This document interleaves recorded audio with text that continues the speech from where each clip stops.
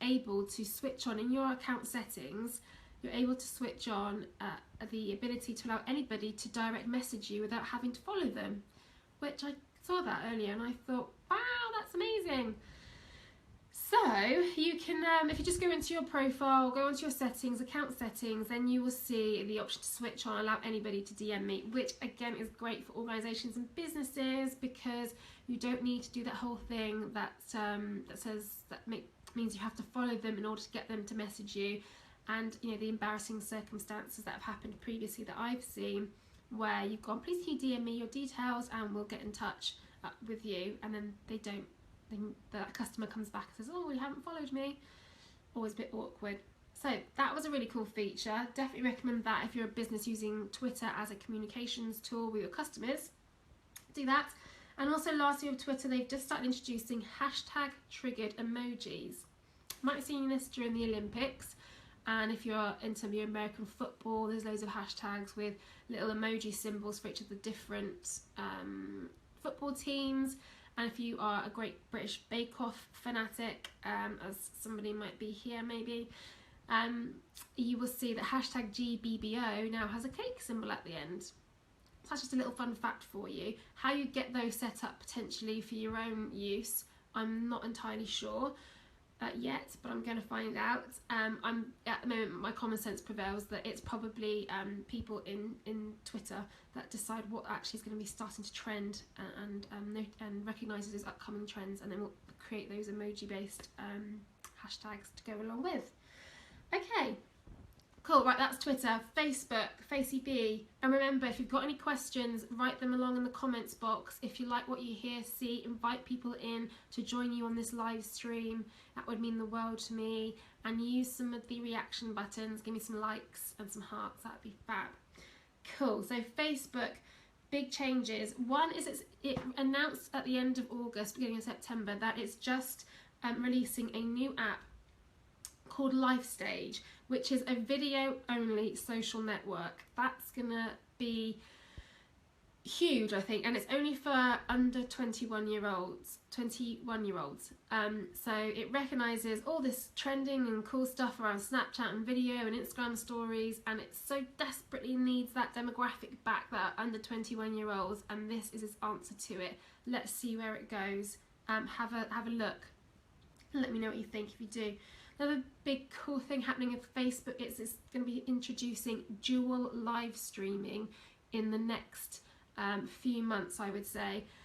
I'm so excited by this. So already I'm thinking about who I can invite onto these live streams to co-broadcast and give their kind of be co-interviewed. A bit like Blab, if anybody has heard of or seen the website called Blab, which allows multiple people on the panel to live stream and converse and chat with each other. So that's coming, something that was really key.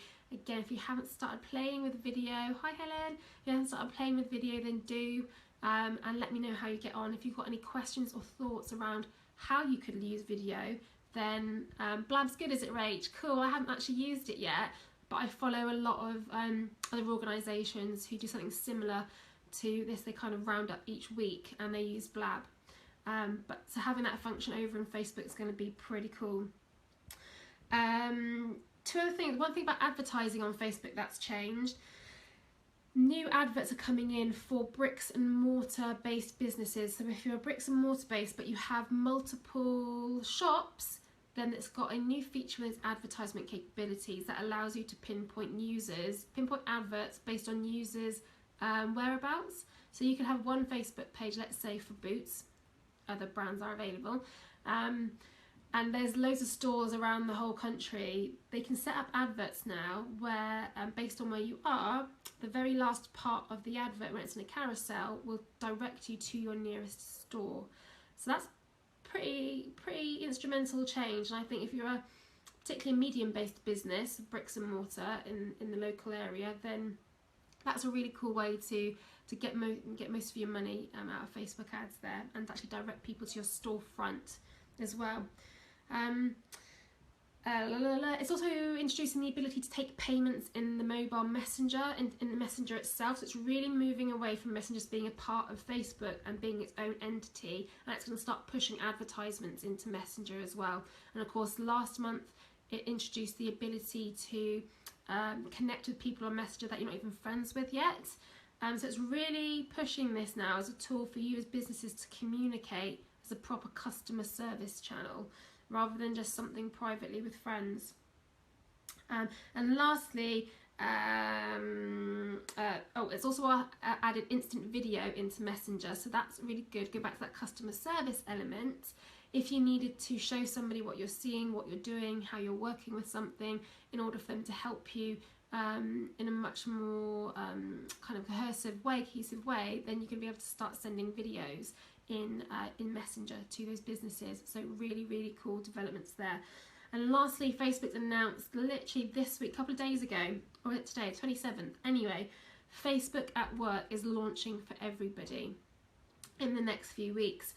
If you're not familiar with what Facebook at Work is, it was first mentioned probably a couple of years ago, 2014, as a, maybe not alternative, but it's a an internal social media network. If anybody's heard of Yammer or recently Slack, they are all co-working social networks that can be built within your work's kind of IT systems in order for it to be a safe environment for you to communicate socially with your colleagues and your employees.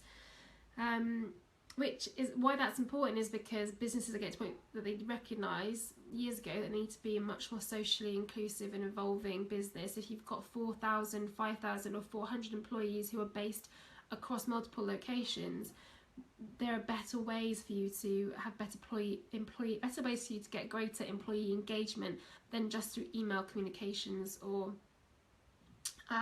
good for IWD, Facebook at Work. Probably not, because it needs to have it's more of an internal communications tool. So probably, and because you haven't got many employees working on that project, it probably wouldn't work. But there are other platforms out there that will work for IWD, which we'll probably come on to. Helen, thanks for the question. The cost of Facebook at Work, why that's also great is, why this is a big thing for Facebook, is because Yammer have actually just recently announced that it is going to be no more. Microsoft are getting rid of it in January next year. So this is a very timely update by Facebook. Costs about $1 to $5 per employee. So quite affordable, but that gives you some scale there that you can think, how many employees have you got in your business, what this would work. It's separate to your personal accounts as well. So it might be hosted in your work environment, but you don't need to use your personal Facebook account in order to access it and communicate, which when employees back in, it's probably why things like Yammer came about a few years ago, because employees would say, I don't want to use my personal Facebook space to communicate with all work stuff. So keep an eye out for that, and I'll be interested to know if any organisations that you know of who've previously used Yammer perhaps, and that's now being decommissioned, are you considering something like Facebook at Work? I certainly think if I worked in a larger organisation like I did in my previous role as a social media manager, I'd certainly be recommending it as something to look into. Okay, let's move on to Instagram. Instagram changes.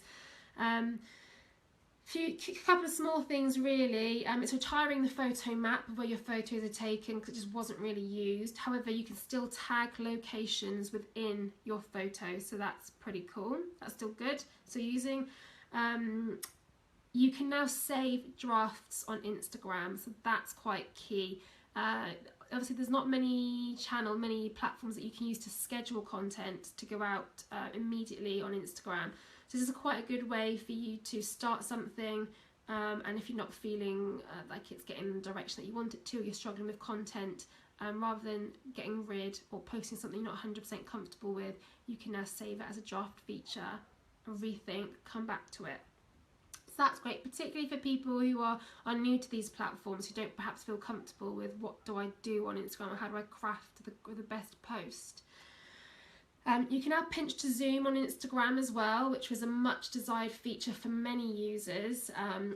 Rather than just click on the actual post and all the text and description and hashtags are underneath, you can now enter the picture itself and actually zoom in and move around, which is a really nice addition.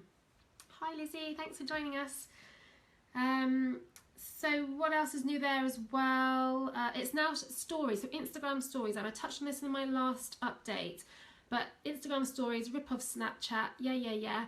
But if you're not using Instagram stories, then you're probably missing a trick, because you might not be au fait with Snapchat or decide that your audience isn't there or not prepared to learn, whatever reasons. But Instagram now has an algorithm that dictates where your posts come into people's newsfeed, and that might not be in chronological order.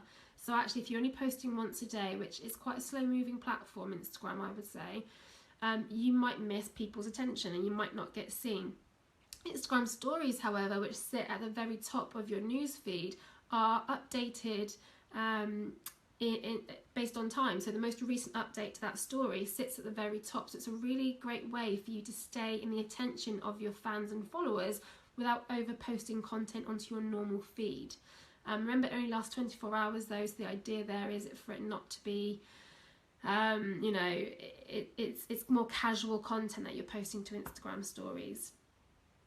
And it's also added a suggested stories for you to follow section on the Explore tab, which is great. It's a really fun way for users of Instagram to find new people to follow and stories to follow. But if you haven't used stories, I'd recommend accessing that bit and just tapping into those and seeing what Instagram is suggesting, so you can get a feel for what other Instagram users are doing.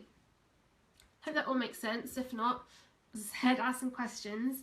I'm going to move quickly on to WhatsApp, because we've touched upon Instagram stories there and Snapchat. WhatsApp, owned by Facebook, basically is now adding its own features to rival Snapchat, allowing you to draw on your pictures and images, add emojis. You know, the whole screen layout looks exactly the same as Snapchat. It is a repeat, rip off again, verb for verb. Which, you know, whatever, ultimately. It's just another way, I think, of Facebook trying to claw back some usership and some interaction that Snapchat has dominated with. But we'll see if that goes anywhere. Just thought I wanted to let you know that. Let's move on to Snapchat then. Some updates here. Some amazing updates to Snapchat. Not only is it added more layers to the experience, you can now change your text to italics, to bold. You can one tap for lenses now instead of holding down on your face and trying to get it right, which is really frustrating for some people. One tap, access the lenses, and those additional features to the text ability, italics, bold, I think even far outrivals again Instagram stories. They're really cute. But two other things. One really exciting one. Snapchat spectacles are coming out. Snapchat rebranded this week to just Snap Inc. And it's bringing out its own hardware, if you like, and they're called spectacles. So they're really funky looking. I think they're only about, like I say only, they're going to retail for about 100 quid. But they're going to have a little camera in the corner, and they're going to film what they see into 10-second clips that get pushed straight to the memories section on your Snap account for you to then share to your friends and onto your story. But not only that, that is by recording in this way, it has done away with the vertical view element of what the platform is. So it's actually going to be now in rotatable content in 360 view. I'm definitely waiting for those, and I want a pair. I'm really excited by those, as you can tell. And I think for business, actually, I won't get onto this because I could talk about this a lot, but I think that there's loads of opportunities for user-generated content on behalf of your organisation and potential influence and marketing here with these new spectacles. We shall see. But lastly, I talk about on my Snapchat courses a lot about the use of filters on Snapchat, which are underutilised and underused by businesses. They've recently introduced templates, filter templates, so that you don't have to be an amazing graphic designer or a Photoshop Pro in order to actually utilise the filter element. On-demand filters, which are paid for filters on Snapchat. So those of you who know what I'm talking about there should hopefully be going, oh my god, that's amazing. I'm going to rush there and have a look at it now and try and convince my boss or marketing manager that we should be doing this. For those of you who are a bit unsure, and particularly for IWD, Helen, this is definitely something that we should, or you should be considering. Tap me up with some questions, some comments, some questions, or a message, and I'd happily go through that a bit more with you. But my next Instagram, I keep saying Instagram, my next Snapchat workshop is the 24th, 25th of October. It's a half-day course. It's happening in Salisbury. All these things we're going to be touching upon. So go onto my Facebook page in the events section. The details are there. Okay, I'm probably over gone my 20 minutes. I've lost the clock and the timer doesn't go on my Facebook Live anymore. But just wanted to go through a few more things. General, Yahoo said that announced this week that they had experienced a massive data breach back in 2014, and that includes Tumblr data.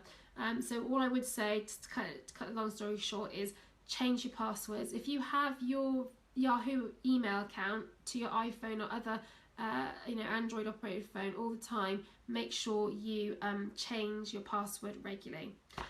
Lastly, LinkedIn Learning has just launched. It's an online platform for individuals and organisations to achieve their aims. What it does is it links your skill set, your job. So for me, it's social media, and it will say, if I say I want to actually get to a management role or a chief exec role, it will connect me with professional learning courses based on the platform that I need to achieve that skill base.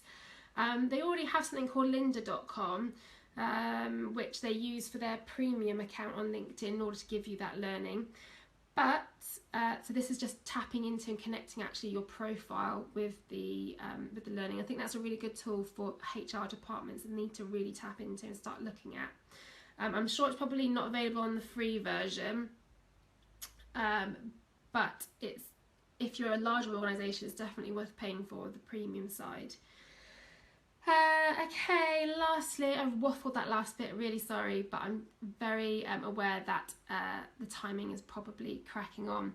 But the last thing I wanted to say is my top tip for this week is if you're using video in your social media, that's Twitter as well, not just Facebook, add subtitles, because the majority of people will